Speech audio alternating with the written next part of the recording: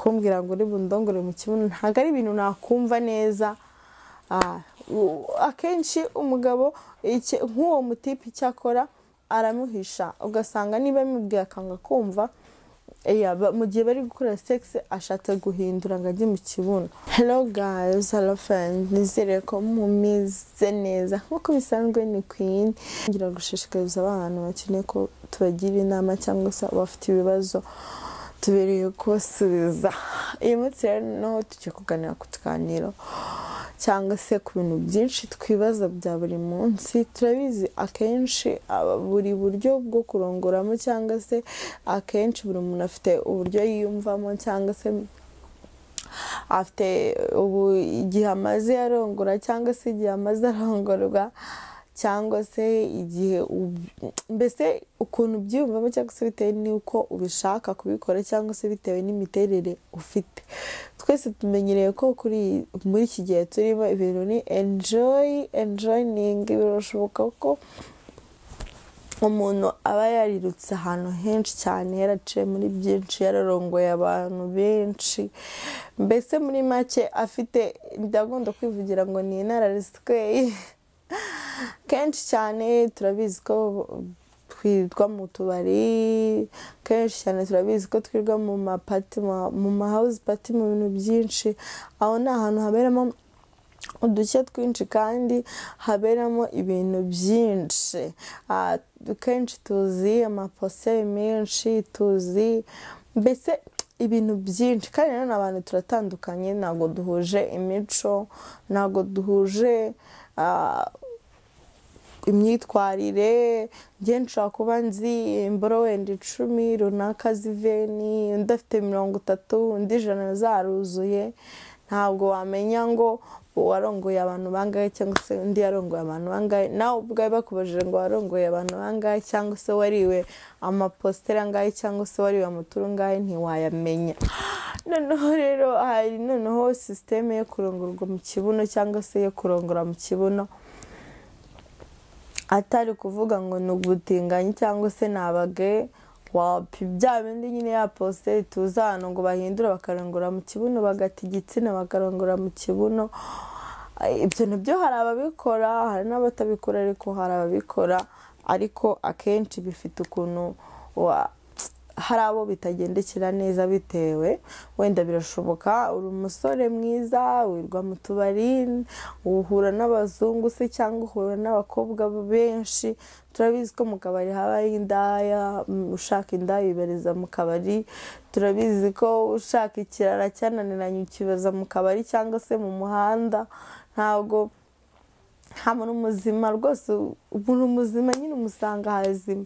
Undi mu kabari, mu muhanda, mu ijoro niho haba indaya, niho haba ibirara, niho haba abantu bananiranye nyine. Ushobora kuba nawe aho waritembereye warigiriye mu tubari, mu muhanda se, izo pate waraziriye ibiki, uzi imico itandukanye, wahuye n'abakobwa batandukanye cyangwa se n'abantu batandukanye.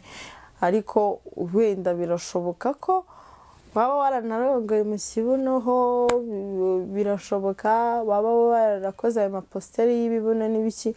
Hari abantu bayakunda pe, hari abakobwa bayakunda. Birashoboka ko waba warahuje n'umuntu ubikunda, ukabikora ukabimenyera, ukumva nyine ko bikuryoheye. Sato ko banavuga ngo ibintu ni mu mutwe, ngo ibintu byose ari mu mutwe. Birashoboka ko nyine waba byarakusetinzemo, byarakubaye chronique, kumva ko nyine sije ya nyuma ari kuba warongora mu kibuno ari byo bintu ukunda. Ubaye utabikoze byakuviraho ingaruka mu mutwe, cyangwa se wakumva utanezerewe bitewe n'ibyo ukunda. Hanyuma rero nkuko nabivuze, abantu baratandukanye. Ushobora kugira igihe cyo gushaka, ukaba wafata umugore cyangwa se washaka umukobwa bitewe n'aho umukuye. Umukobwa yiberaga mu rugo bisanzwe, nta iyo mico ntago ayizi, nta tubara arajyamo, nta video arabona y'ibyo bintu, ntaki. Ukaba wamutereta mukabana, ukaba wamushyira mu mago. Hanyuma rero bitewe n'ukuntu abantu benshi ibyo bintu tutabizi, kandi ntabwo wahita umukoresha ibyo bintu. Ukaba mwakora wenda sex bisanzwe, ariko ukumva bitakunyuze bitewe n'ibyo wamenyereye, ukumva ushaka kuba wakora nyine bya bindi wamenyereye byo kurongora mu kibuno, ariko ugatinya kuba wabikora kubera ko nyine umuntu mubana cyangwa umuntu mwabanye urabizi ko izo ngeso atazigira.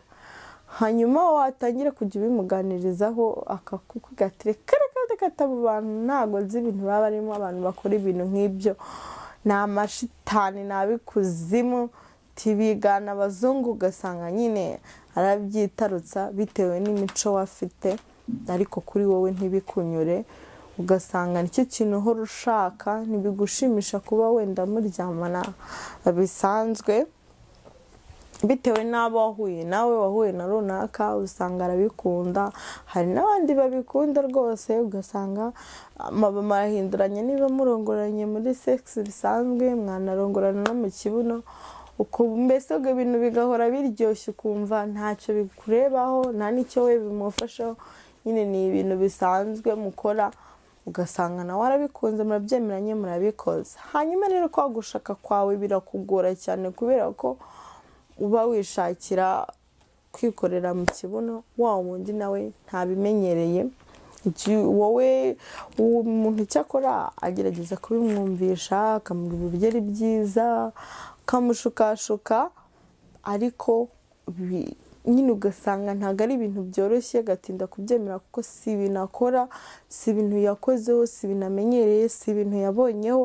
Buriya abantu twakoze mu buzima butandukanye, nshobora kwikurira mu cyaro nta smartphone mfite ngo nzareba porno y'umuzungu ngo imeze gutya na gutya ngo babikoze mu kibuno, nta bantu nziranye b'abanyamujyi cyane bari sharp bakorera ibyo bintu ku buryo nzarongorwa mu kibuno, nta mapati njyamo, izo club ntazo nzi, ibyo bintu ntabyo nzi pe. aho ngaho ubu nteye bumbangamiye, ubu rwose nagira gutya nakibonera uwo mugabo w'umunyamujyi umuteye gutyo. Rero biragorana cyane, shumi yanjye biragorana. Burya abantu dukurana imico itandukanye, nshobora kuba narikuriye rwose muri ubwo buzima, icyo nzi ari kujya kwiyahirira ubwatsi bw'inka, icyo nzi wenda niba hari n'uwo twabikoze bisanzwe nabwo twihisha bidasanzwe. Ubwo rero kumbwira ngo uri bundongore mu kibuno ntabwo ari ibintu nakumva neza. Akenshi umugabo nk'uwo mutipe icyakora aramuhisha, ugasanga niba amubwiye akanga kumva, mu gihe bari gukora sex ashatse guhindura ngo ajye mu kibuno, akaba yahusha gato ashaka kugira ngo yinjiremo, ugasanga umukobwa nyine ahise amwishika cyangwa se aramwiyatse bitewe n'uko ari yumvishe ko ashaka kuyoba. Nyine ugasanga birabangamye cyane, hari igihe bibangamira n'uwo mugabo kuko ari ubishaka, ariko burya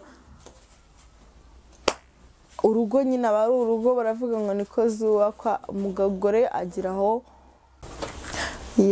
usanga nyine nawe yumva ko agiye kuyoba, kuko hari ahantu haba hakomeye cyane.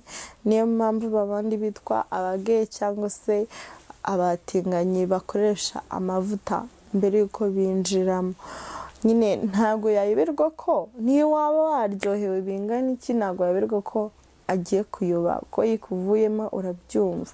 Hanyuma yagiye gutsindagira aho hantu naho uhoraho byumva, icyo umugore akora aramwishika nyine, kuko ntabwo buriya rero ukuntu bimeze, nta gutwi kwaremeye kumva, akanwa karemeye kuvuga no kurya, amaguru yaremeye kugenda, igitsina nacyo cyaremewe kurongorwa cyangwa se igituba cyaremeye kurongorwa.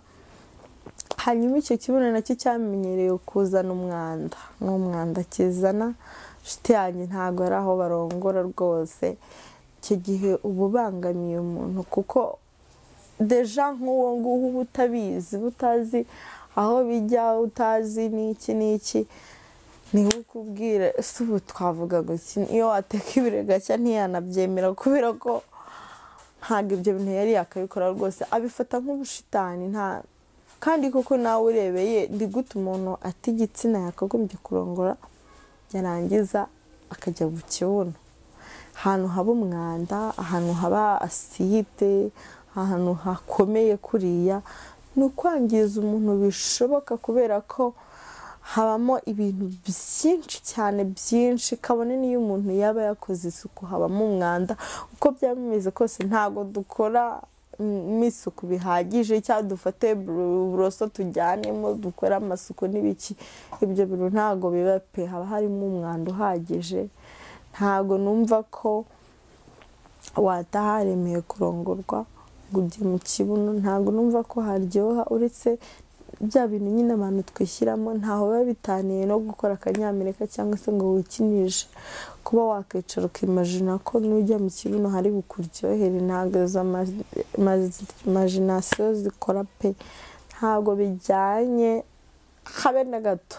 Burya ku mugani wanabikora n'iyo ndaya yawe cyangwa se n'uwo muntu wicuruza, ariko umugore washatse, umugore wumva ko muzabana ubuzima bwose, umugore wumva ko muzabyara, ntago wamukorera ibyo bintu, kubera ko n'ubundi burya umuryango uberaho kuba mwashakana mukabyara abana mukororoka mukaba mama, ejo kitwa imizehe undi akitwa nyogokuru.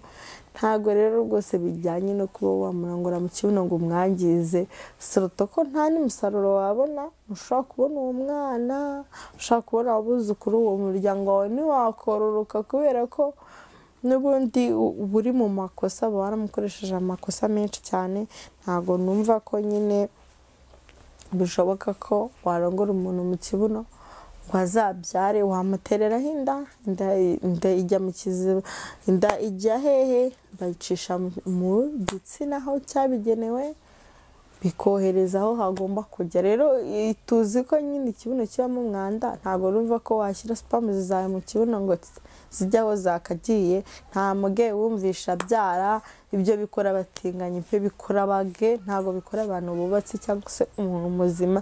Ahubwo ubaye waragiye gutyo wakigira muri ibyo bige, kuko icyo gihe uri kwangiza uwo mwashakanye cyane bishoboka. Turabizi ko akenshi ari ahaturuka umwanda. Hari igihe ubikoreye umuntu akenshi usanga hari abazungu niyo nyine baturusha byinshi, turabigana ariko siko biba biri. Barabafashe imiti, hari imiti yabigenewe bakoresha, ugasanga ibintu bitagenze nabi. Rero kwa bya bindi twigana, niyo mpamvu uvuga ngo ingendo y'indi iravuna. Niba umwiganye ugashaka kurongora umugore we mu kibuno, uba umwangiza cyane, kuko uzasanga azapanuka, imitsi yose ifunguke, usange ntakibasha kwifata.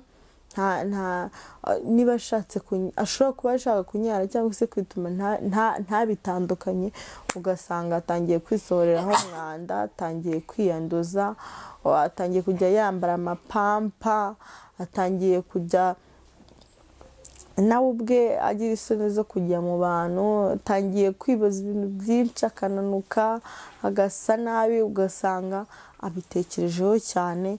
Nyamuneka mwenge wo kurongorwa no kujya kujugunya imyanda no kujugunya imyanda, tujye tumenya kubitekerezaho nk'uko bisanzwe. Yari Queen nk'ibisanzwe mu Mbezi TV, tubereye kubagezaho byose byiza. Ikiganiro nakagaruka, mwakoze.